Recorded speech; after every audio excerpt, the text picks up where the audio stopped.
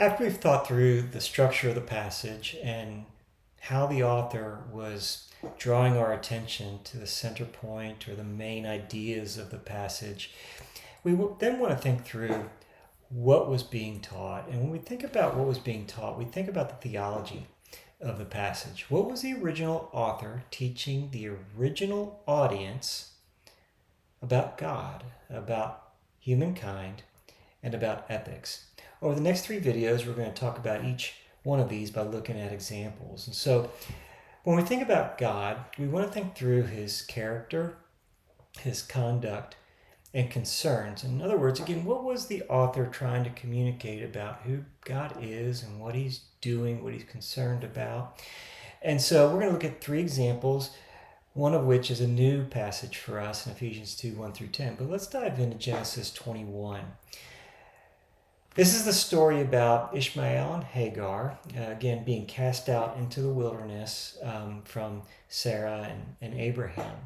And the thing that we can notice from this passage is, first off, is that God is a God who hears, even when people aren't even calling out to him. The thing about this passage is that the name Ishmael actually means God hears. And nowhere in the passage, though, does it use his name. It references the child or the boy, maybe her son, but nowhere does it reference his name. And so it's almost as if the narrator is causing the reader to wonder, do they remember who he is? Do they remember that actually his name means God hears? But in the midst of the climax of the story, God does show up and he says, I heard the boy crying. And so God hears, but also the other thing about this is that they weren't even literally crying out to God. They were just crying out. And so God hears even when people aren't even calling out specifically to him. God meets people in their desperation. And he may not meet them exactly like people would anticipate or what they were expecting, or maybe even what they wanted. But God still does meet people in their desperation, according to this passage. And then also, because of the fact that Ishmael was not the child of promise, Isaac was, what we can deduce from that is that according to God's common grace, he is with even those who are not his covenant children. So Jesus would say it this way: God causes the rain to fall on the righteous and the unrighteous, or his sun to shine on the righteous and the wicked. And so there's a sense of, even in God's common grace, he shows up somehow, some ways. He is with even those who are not his covenant children. So then let's also look at Luke 7. What can we determine as far as what the authors, the human author and the divine author, are teaching about God in this passage, about his character, conduct, and concerns? Well, first, again, this is the passage about the woman coming in to Simon's party, interrupting that party, and her being forgiven much. So obviously, the thing that's really screaming in this passage is that Christ forgives. Christ also humbles the proud in Simon, and he exalts the humble. And so, in the woman.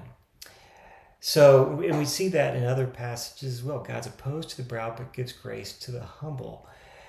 Christ also receives worship and love even from the outcasts and desperately broken. So Simon, again, was the insider. The woman was the outsider, the outcast in this remote part of even Israel. But Christ receives that worship. He didn't push her away, even as Simon suggested that he should have, in that he was a prophet. And if he knew what kind of woman this was, he wouldn't be allowing this. But he receives worship and love, even from the outcasts and desperately broken, which is great news to those of us who are outcasts and broken. Christ gives peace. Also, the very last thing in this story is that she leaves that house leaving in peace.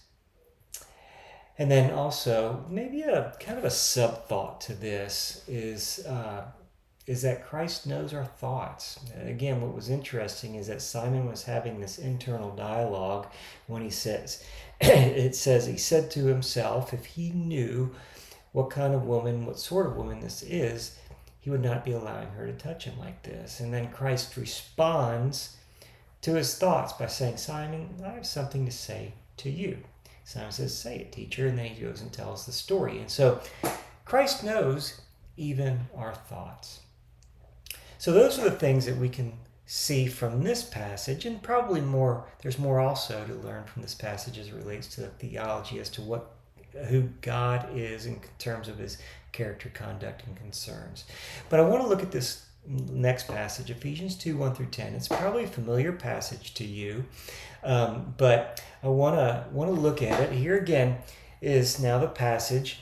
And you are dead in your trespasses and sins in which you once walked, following the course of this world, following the prince of the power of the air, the spirit that is now at work in the sons of disobedience, among whom we all once lived in the passions of our flesh, carrying out the desires of the body and of the mind, and were by nature children of wrath, like the rest of mankind.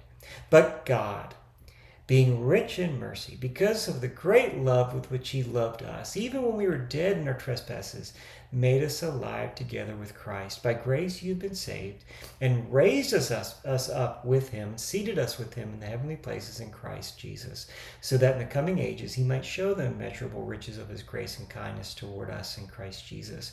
For by grace you have been saved through faith, and this is not of your own doing, it's a gift of God, not as a result of works, that no one should boast. For we are his workmanship, created in Christ Jesus for good works, that we should walk in them, and that we should... I'm sorry, there's something that's over what I have right there, and I can't see it, which God prepared beforehand, that we should walk in them.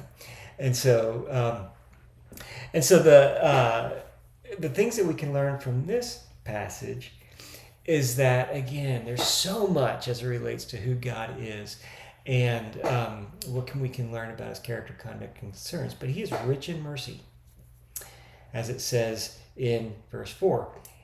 He loved them greatly. And I'm going to use the word them. Even though the passage uses the word us, it was not written first to us.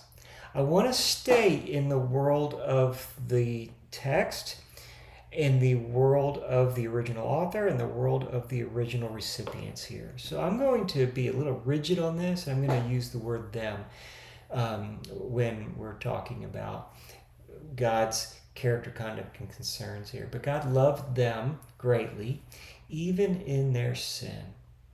God saved them by grace. He raised them up with Christ and seated them in the heavenly places. He did this to show the immeasurable riches in grace and kindness throughout the coming ages. Sorry for my typo there for kindness. He is working good works in them that he had planned beforehand. And so those are the things that we can learn about God as to what Paul was teaching the Ephesian believers about God's character, conduct, and concerns. And the reason I use this passage in Ephesians is, again, the other two examples were narrative. And I wanted to come over now to an epistle to show the very same thing that we're even doing in a narrative as it relates to what was being taught in terms of theology, about God, about people, and about ethics, is the same thing that we can do in whichever genre that we're in. So the next video, we're going to now think through mankind or humankind and what God is teaching in terms of humankind to the original audience.